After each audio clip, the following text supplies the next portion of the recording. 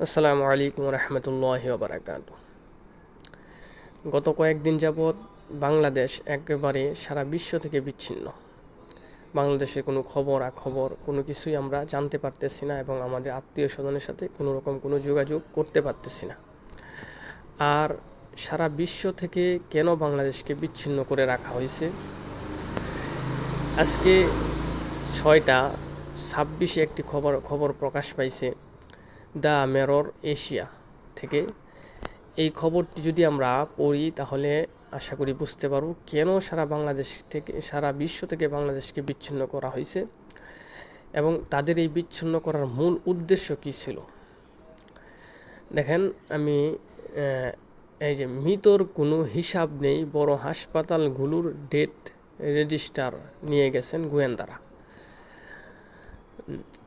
ঢাকা শহরে গত কয়েকদিন আইন শৃঙ্খলা বাহিনী ও ছাত্রলীগ যুবলীগ হামলায় কত মানুষ মারা গেছে তার কোনো হিসাব নেই। বিভিন্ন হাসপাতালে মৃতদেহ তালিকাভুক্ত করার খাতা নিয়ে গেছে আইন শৃঙ্খলা বাহিনীর সদস্যরা। দ্য মেরর এশিয়ার অনুসন্ধানে বেরিয়ে এসেছে এই তথ্য। দ্য মেরর এশিয়ার একাধিক সংবাদদাতা সোমবার ও মঙ্গলবার ঢাকা প্রধান হাসপাতালগুলোতে অনুসন্ধান করে মৃতের সংখ্যা সম্পর্কে একটি ধারণা নেওয়ার চেষ্টা করেছে। এসব হাসপাতালের কুইক রেসপন্স টিম ও মর্গের কর্মীদের সঙ্গে আলাপ করে জানার চেষ্টা করেছে গত কয়েকদিনে কতগুলো মৃতদেহ হাসপাতালে এসেছিল। নিরাপত্তাজনিত কারণে হাসপাতালের এইসব কর্মীদের নাম দ্য মেরর এশিয়া প্রকাশ করছে না। ঢাকা মেডিকেল কলেজের হাসপাতালের কুইক রেসপন্স টিম ও মর্গের কর্মীরা জানিয়েছেন, বৃহস্পতিবার ও শুক্রবার 370টি মরদেহ আনা হয়। এর বাইরে আরও মরদেহ এসেছে, কিন্তু ওইগুলো হাসপাতালে উপস্থিত আইন শৃঙ্খলা বাহিনীর লোকজন তালিকাবদ্ধ করতে দেয়নি, বরং খাতা নিয়ে যাওয়া হয়েছে হাসপাতালের পরিচালকের মাধ্যমে।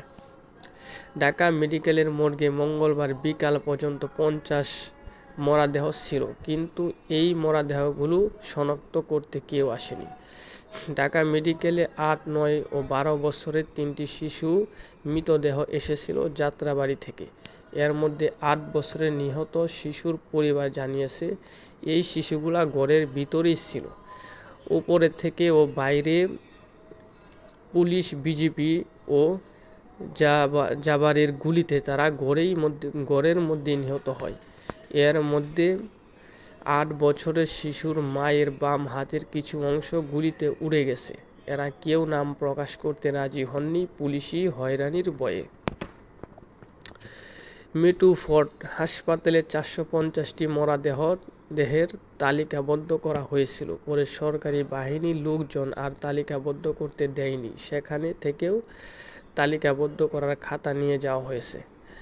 মিটফোর্ড হাসপাতালের মর্গে দায়িত্বরত একজন কর্মী দ্য মেরর এশিয়াকে জানিয়েছেন, এত মরদেহ এসেছিল যে আমাদের এখানে রাখার জায়গা ছিল না, ফলে মরদেহগুলো স্তূপ করে রাখা হয়। দেখেন কি, এই কয়েকটা দিন ইন্টারনেট সব কিছু বন্ধ রেখে কত মানুষ হত্যা করছে, এক প্রকার গণহত্যা চালাইছে ওরা। এদের অধিকাংশের বয়স 15 থেকে 30 এর মধ্যে।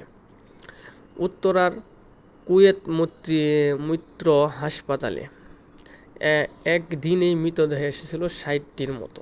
এরপরে ওই হাসপাতালের দায়িত্বরত আর হিসাব রাখতে পারেনি। যাত্রাবাড়ির আনাবিল হাসপাতালে 39টি মরদেহ এসেছে আইন শৃঙ্খলা বাহিনীর হামলা চলাকালে।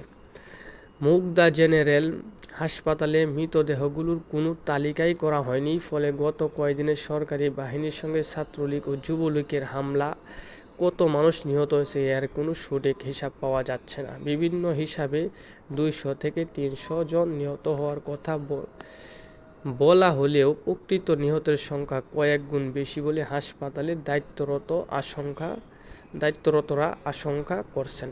এলা বুঝতে পারছেন যে আসলে এই কয়েকটা দিন নেট বন্ধ রেখেছে, এরা এক প্রকার গণহত্যা চালাইছে। এই কারণে তারা সব কিছু কী করছে, বন্ধ করে দিচ্ছে, সারা বাংলাদেশকে বিশ্ব থেকে বিচ্ছিন্ন করে দিচ্ছে, যাতে মানুষ এই বিষয়গুলো জানতে না পারে। যে তারা কি করতেছে। যখন পুরাপুরিভাবে নেট ব্যবস্থা স্বাভাবিক হবে তারপরে দেখা যাবে যে আসলে বাংলাদেশের পরিস্থিতিটা কতটা ভয়াবহ, কত মানুষ তার সন্তান, কেউ ভাই, কেউ বোন, কত কিছু হারাইছে। এটা পরবর্তীতে ইনশাল্লাহ আমাদের সামনে চলে আসবে। কারণ যারা জালেম, মানে খুনি জালেম, এদের অবশ্যই আল্লাহ একটা না একটা মানে রাস্তার মাধ্যমে তাদের এই কৃতকর্মগুলা মানুষের সামনে প্রকাশ করে দেবেন ইনশাল্লাহ। আসসালামু আলাইকুম রহমতুল্লাহ বারাকাতুহু।